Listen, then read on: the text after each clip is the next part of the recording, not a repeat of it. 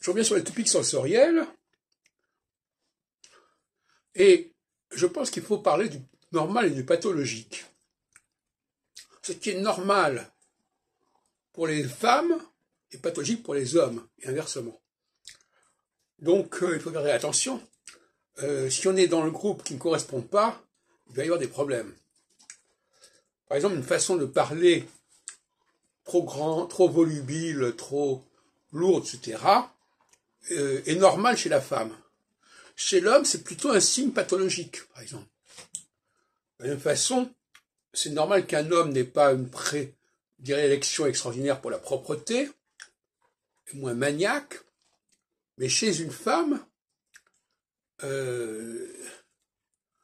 si elle se laissait aller à une certaine saleté, ce serait pathologique, etc., etc. Voyez-vous, donc finalement, il faut juger différemment selon qu'on est un homme ou une femme.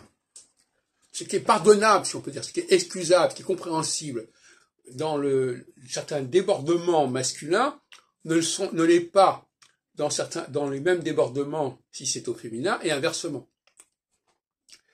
Vous voyez à quel point ces deux sociétés ne peuvent pas véritablement cohabiter véritablement. Elles doivent fonctionner en circuit fermé.